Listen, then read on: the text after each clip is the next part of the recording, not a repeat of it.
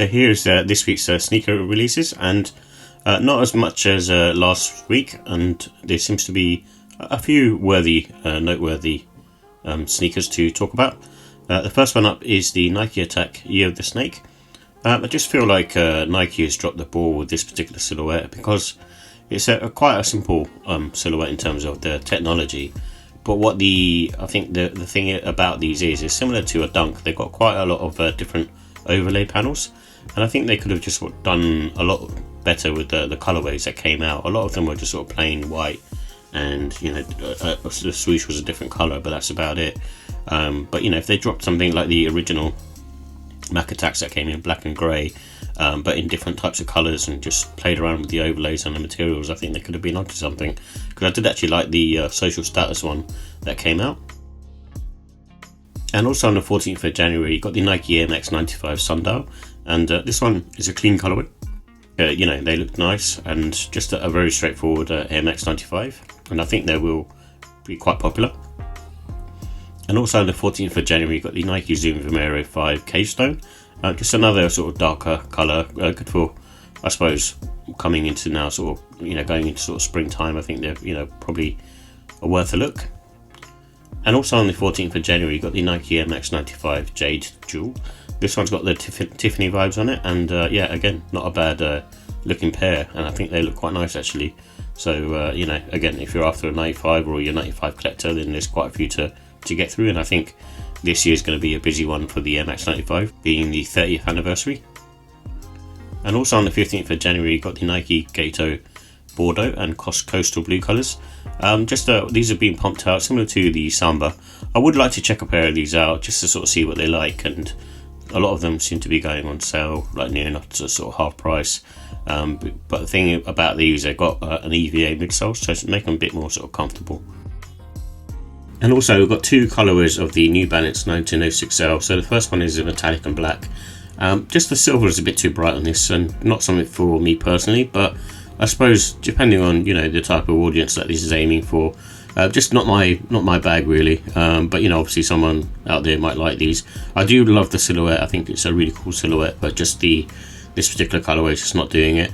And same goes for this dark juniper colourway. I think for me, again, it's not something that I would look to grab. Just the colourway is just a bit too far-fetched, to sort of wear regardless of sort of casual or even sort of smart casual.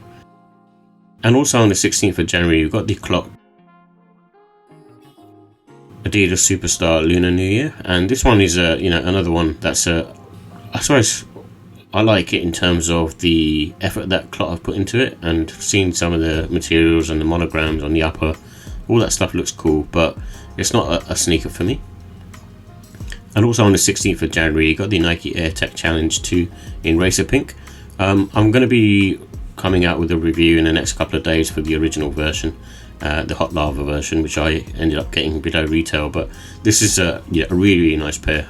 Just in general, I think the Air Tech Challenge 2 have done a really good job with these remasters, and this one I'll probably skip out on because obviously I've got one pair, but I don't really need this one. But maybe the blue pair that comes out, I might grab those. But it's one of those ones where I probably wouldn't wear them that often, but I do like having a pair of these. So they're really nice. And also on the 16th of January, you got the Nike Shox Ride 2 in light graphite. These ones are a bit funny because I think some of the retailers released them a little bit early, and at one point I saw them for half price, and maybe I should have grabbed them then. But I do like this particular Shox Ride silhouette, and compared to all the other ones, this one still has a bit of comfortability because it's got air units on the front. And also on the 16th of January, you've got the Adidas Superstar Vintage, and this is made in Germany, and it's in core white colour. However, the made in Germany, I presume it's more assembled in Germany, but I think a lot of the upper is made in China, as far as I know. And also on the 16th of January, you've got the Air Force One Low All-Star. I think with this particular one, it's another Air Force One, and just get used to quite a few releasing over the next sort of few months at least. I've seen so many being announced. This one in particular, around the sort of toe mudguard area, you've got the glow in the dark feature on that particular panel, and again, it's a very average sneaker in my eyes. And also on the 17th of Jan, we've got the Travis Scott Nike Zoom Field Jaxx in light chocolate. And this seems to be more of a firm release date. It kept getting pushed back. But I've seen a lot of raffles for this now, and I've entered a few. But still think it will be quite difficult to get.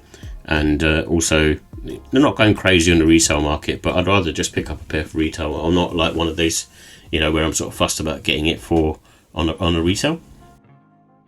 And also on the 17th of January, you've got the John Geiger 004 Champagne. This is something that's been announced recently. I've not really seen much of the John Geiger stuff, if I'm honest. But it's not really something that's appealing to me. And I think the inspiration is from Champagne as well. Seems to be a common theme. And also on the 17th of January, you've got the Nike Air Max 95 Black and Anthracite. I think this one is, again, just a very sort of simple colorway. And if you're after a neutral pair of Air Max 95s, then this is definitely, worth grabbing. And also on the 17th of January, we've got the Asics HGel-kayano 20, black, silver and blue Neptune. I think the black silver colour looks nice, but my overall issue with the HGel-kayano 20 is it's the price range. They're like £200 or like $220, which is a lot of money for for basically a runner sneaker, no matter how good the comfort level is. And also on the 18th of January, we've got the Nike Kobe 5 Pro Trail Year of the Mamba. This one, again, I'm not feeling, but I'm sure they'll be limited, such as the eggplant version.